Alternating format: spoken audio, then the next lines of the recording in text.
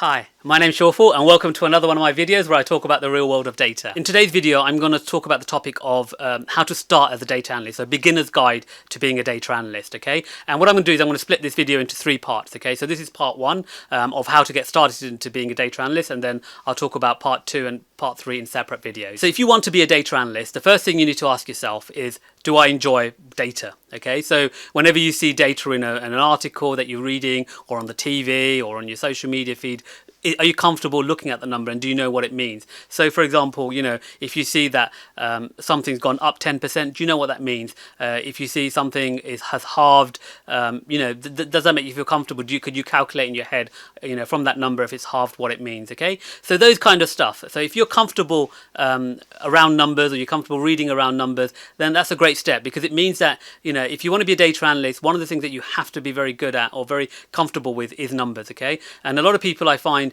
want to be data analysts, but they're not naturally inclined towards working with numbers. Okay, so it's quite important that you are, and if you are, then brilliant, that's a great first step. The second thing you should ask yourself is, do you use Excel or a spreadsheet in your personal life? Okay, so do you use Excel as to do lists, or a way to monitor something, or a way to you know, track something, or even as a substitute for a calculator? Okay, so if you use Excel in your personal life and you like data, that's brilliant, because that means that you have the foundations to be a good data analyst, or you have the foundation to at least start the journey of being a data analyst. Okay, and those two things are really important, you know, when you want to be a data analyst. So if you want to be a data analyst, where should you start your journey? Okay, so the first thing I would suggest that you get a copy of Excel. So if you're at work, hopefully your business will supply you with Excel. If you're a student, you should have a copy of Excel. If you don't, then you can download I think a 30-day trial from Microsoft to use Excel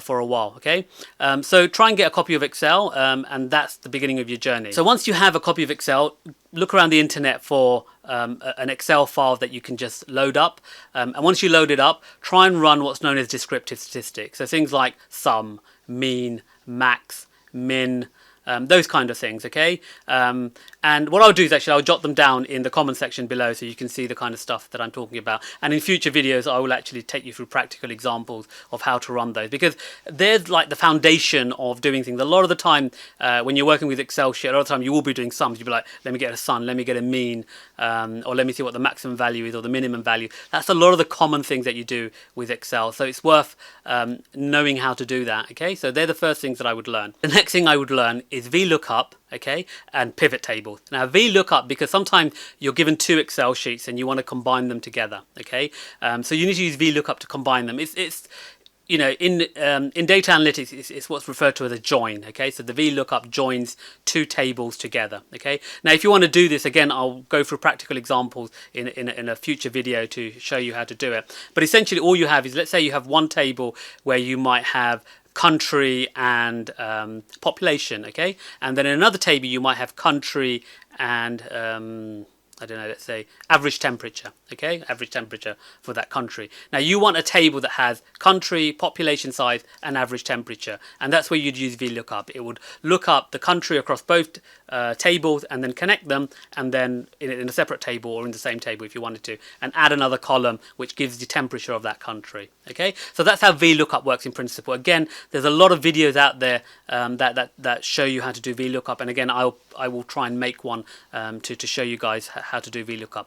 The other one is pivot. Pivot's very good. A pivot table, running pivot tables, is a very good skill to learn in Excel, because it allows you to summarize a really big table, okay, and also restructure it so you can bring it into a format that's much more meaningful for you. Okay, I'm not going to go into too much detail into that in this video, because I want to explain the kind of skills that you need to pick up in order to be a data analyst, not necessarily how to do them, because again you can Google them. There's lots of courses on Udemy and Coursera and other places where they talk about you know, skills of Excel, and again hopefully I'll try and make a video that takes you through the steps of how to create a pivot table. The next thing you want to look at is things like if statements or find, those kind of stuff. Now if you look at the formula bar on Excel, okay, so when you type in equals, you'll see at the top it writes it. So if you go into a cell and you type in equal, you see at the top it also says equal. If you press the FX button at the top, it will show you all the different sort of commands that Excel can do. Now, the reason I say use if and find, they're quite common things that you would use, especially if.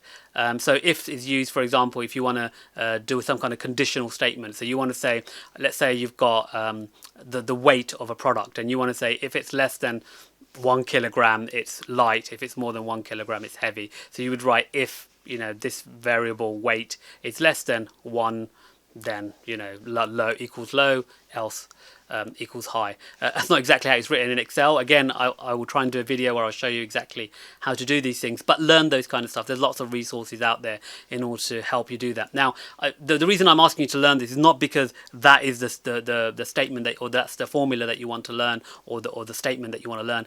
It's actually showing you what Excel can do. Okay, so you start getting familiar with all the different kind of things that Excel can do. So other things that Excel can do is can truncate, so it can actually join columns together, or do a split. Learn how to split columns. Okay, so if you've got one column and you want to split it into multiple columns, learn that as well. Okay, again, it's not so that you become an expert on that. It's more so that you learn what Excel is capable of doing. And then finally, try and find a CSV file on the internet, okay, and try and import it into Excel. Again, a lot of the time when you work as an analyst, you won't necessarily be given an Excel file or a file that neatly imports into Excel. You typically be given a CSV file and you need to import into Excel. So learn how that works. And all a CSV file is that it uses a comma to separate each of the columns, okay? So if you've got a table with 4 columns, it will just have a comma mark between each of the columns. So when you import it, Excel will say, how would you like to split this file? Or it's called delimited. So you would literally go, I would like to split it by with comma. Okay. There are other things that you can split it with, like for example pipe, which is like a bar thing that you can split the file with, and you could literally use any custom character that you want. Okay, there's no limitation, but obviously if that character exists in your text, then like an apostrophe, it will actually split the text. So that's the end of part 1. Like I said, I'll look out for part 2 and part 3 where I'll go into more details. Yeah, I hope you enjoyed watching the videos, and please do give me any comments or questions below in the comment section, and I'll answer them as soon as I can. Thank you.